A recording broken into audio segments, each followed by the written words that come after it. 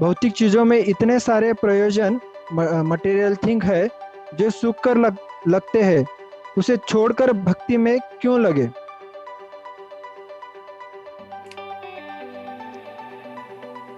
कि भक्ति में जुड़ने के लिए आपको कोई चीज त्यागने की आवश्यकता नहीं है।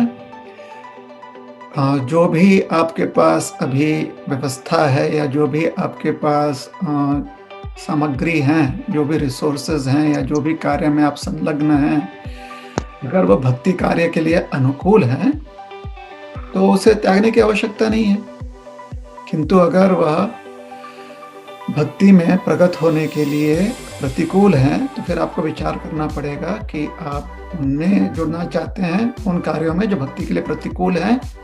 प्रतिकूल मतलब जो भक्ति के लिए योग्य नहीं है या भक्ति में प्रगति करने के लिए योग्य नहीं है, ये बात है। तो ऐसे कार्यों में जुड़ने से भक्ति का लाभ नहीं मिलेगा या भक्ति करने का लाभ नहीं मिलेगा। तो प्रश्न ये उठता है कि भक्ति करनी चाहिए कि नहीं करनी चाहिए। मानव जीवन में ये संधि प्राप्त है कि आप भगवान की भक्ति कर सकते हो, अन्य योनियों में ये संधि प्राप्त नहीं है। तो मानव जीवन में क्योंकि संधि प्राप्त है तो विचार करना चाहिए कि हमें भक्ति करने की आवश्यकता है, इस पर हमें विचार करनी चाहिए। क्यों?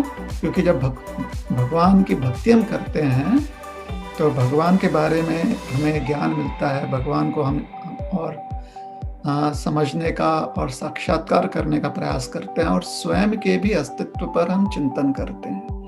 और जब भगवान के संदर्भ में हम विचार करते हैं और स्वयं के अस्तित्व पर भी चिंतन करते हैं तो फिर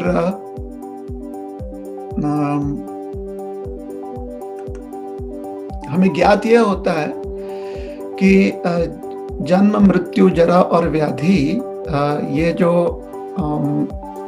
हर व्यक्ति के जीवन का सत्य है, इससे बाधित होने की आवश्यकता नहीं है। हमें इसके बंधन में फंसे रहने की आवश्यकता नहीं है। तो अगर इससे हम मुक्त होना चाहते हैं, इस बंधन से मुक्त होना चाहते हैं, तो मानवीय योनि में या मानव योनि में हमें संधि प्राप्त है कि भगवान की भक्ति करते हुए हम इससे मुक्त हो जाए।